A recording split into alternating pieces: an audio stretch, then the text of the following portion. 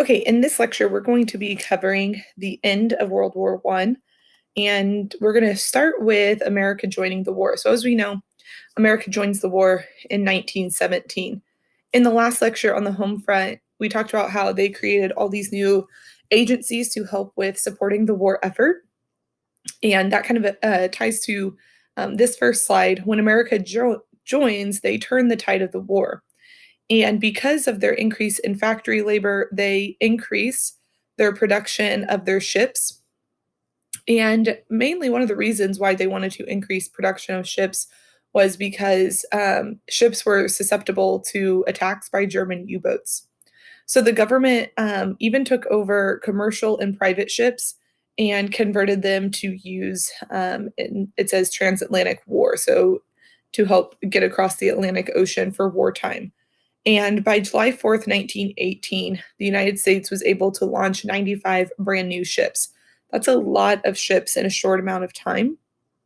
And then, in order to protect their ships and their goods and their supplies that are going from the United States to Europe, they employ what's known as the convoy system. And the convoy system was a system that was designed to protect those supplies, to protect those merchant ships.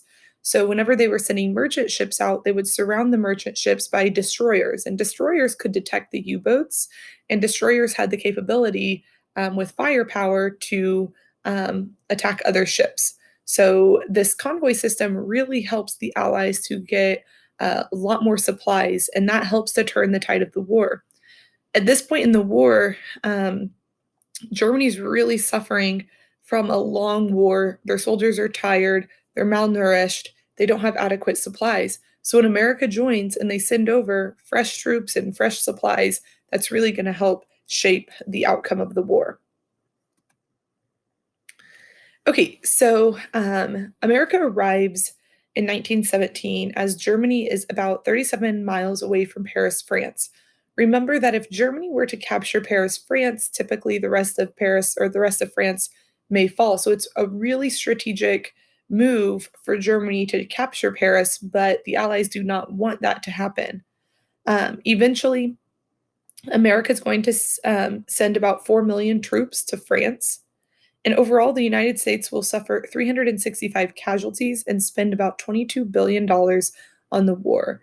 And then, when we're referring to casualties, we're only referring to people killed or injured, not just killed. So, with a replenished Allied force, like I said before, the Germans are growing really tired of war.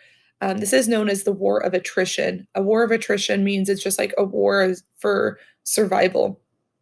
Food overall in Germany was very scarce at this time.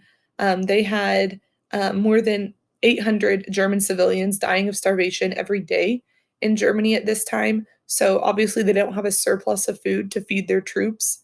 They were also running out of soldiers. A third of Germany's fighting men had been captured by the Allies.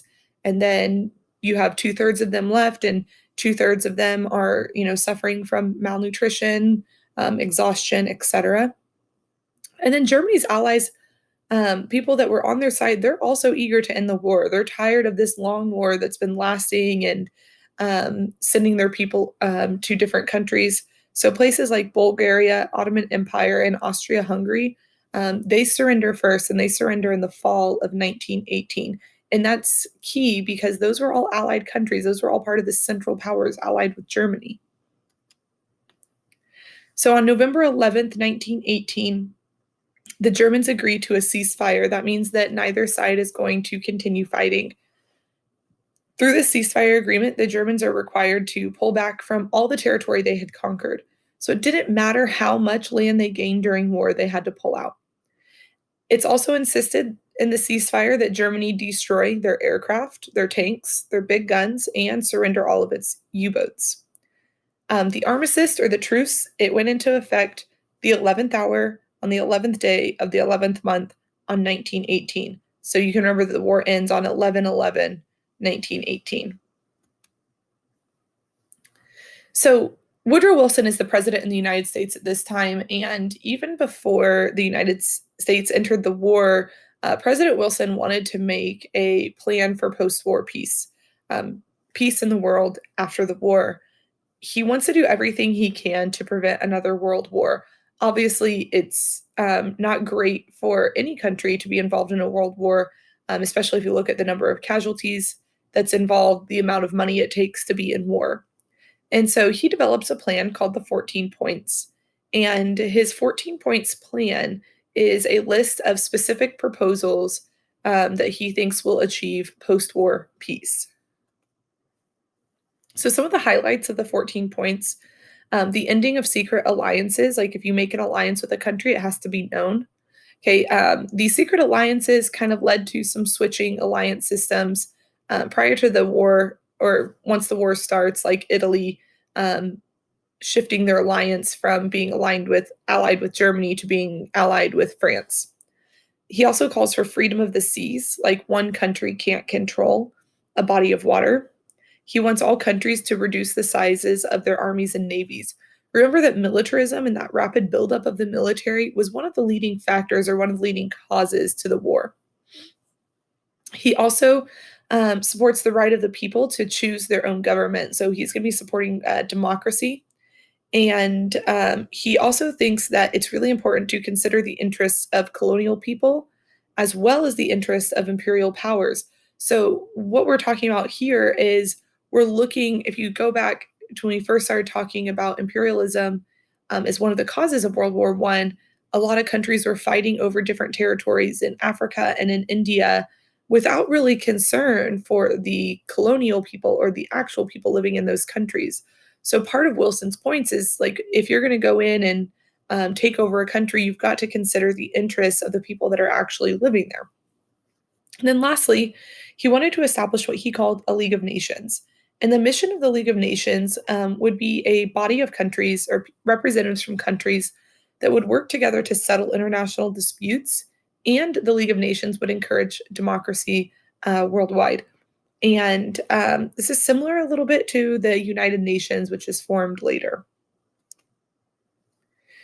So, the Paris Peace Conference is the conference in 1919 that will ultimately end the war with the signing of a treaty. And the only people present at the Paris Peace Conference are what are called the Big Four. Okay, the Big Four are the countries that make the decisions on the treaty that ends World War I.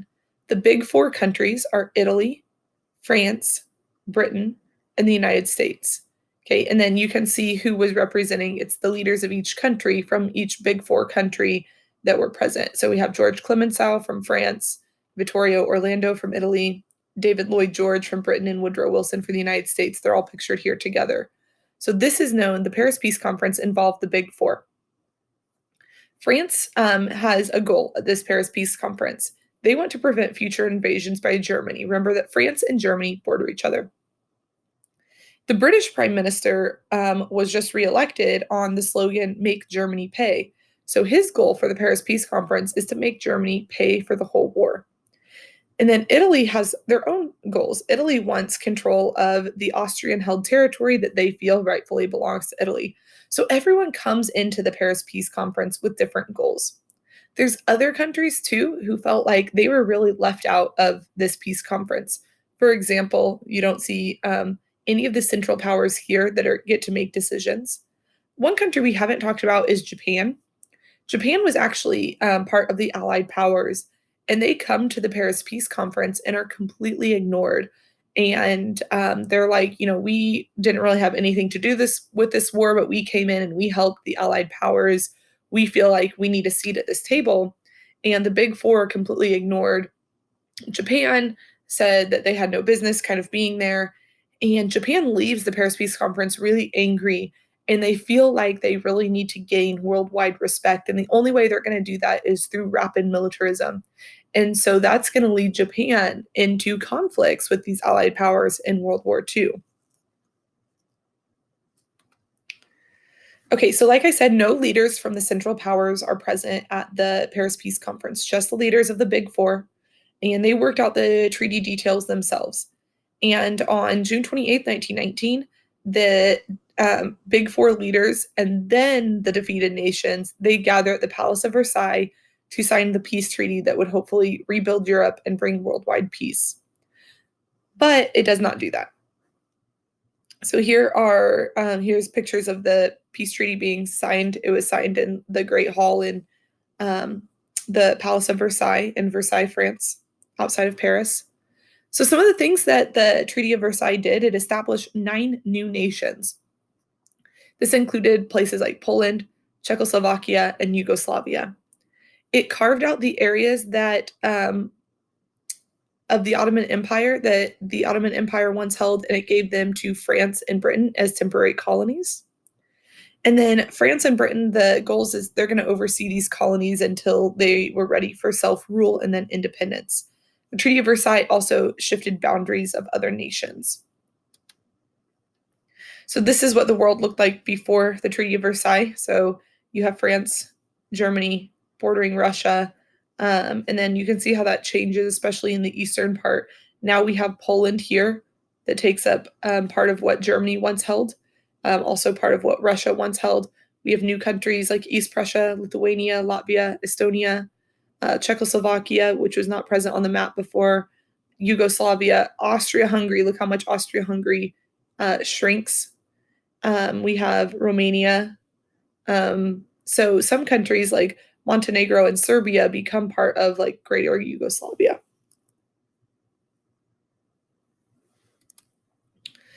Okay, so the treatment Germany is treated really harshly in the Treaty of Versailles. It barred Germany from maintaining an army over 100,000 men. It required them to return the region of the Alsace-Lorraine to France, which was a region that was occupied by Germany, but it went back to France. Germany was responsible for the entire cost of the war, and these payback payments are known as reparations, and these will total $80 billion. Germany had to continue paying on this until they completely paid it off. They made their last payment in 2010. So you can see almost 100 years it took Germany to pay off their war debts. They also had to admit, by signing the treaty, that they had to admit sole responsibility for starting World War I. The general belief at the time was that World War I was started because of German militarism. If Germany hadn't militarized so much prior to World War I, they wouldn't have been able to invade France, and they wouldn't have been able to invade those countries so quickly, and then World War I would have been avoided. Some people see that as wrong. They don't think that Germany should have been blamed because World War I started with a conflict between Austria-Hungary and Serbia. Germany got pulled in because of their alliances. So people think that the treatment of Germany was pretty harsh in the Treaty of Versailles, and ultimately the Treaty of Versailles will lead us into it's supposed to end the war, end future wars, and it really leads us into World War II. So here are photos of Germany's forced demilitarization. You can see them taking apart their tanks, their ships, their air force.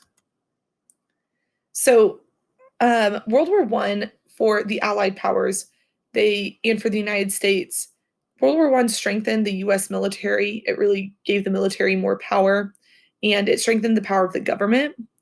It also accelerated social change for groups of people like African American women who were able to serve for the first time. They also, the legacy of the war in the United States is that these propaganda campaigns had provoked these really powerful fears in people and this antagonism towards Germany and towards groups of people that they saw as the others. And these are left unchanneled when the war finally came to an end. So those fears are going to continue to exist moving forward. In Europe, in many countries, the war created a lot of political instability and violence that persisted for decades. It led directly to the communist Russian Revolution. It led to fascist organizations in Italy, Spain, and Germany. And some Europeans called for vengeance and longed to continue the fight. So the Versailles Treaty, because Germany was treated so badly in the Treaty of Versailles, it gave the Nazi Party a platform. Hitler's party is a direct result of the Treaty of Versailles, and they used the Treaty of Versailles to campaign on in the future. When Hitler starts to gain political momentum, one of his biggest platforms is telling the German people that they must be released from the shackles of Versailles, being released from these boundaries and the containment that were set and humiliated Germany. Um, and so he's going to try to pull Germany into making it a great nation like it once was, and kind of removing those boundaries from the Treaty of Versailles. And that's where we'll end for today.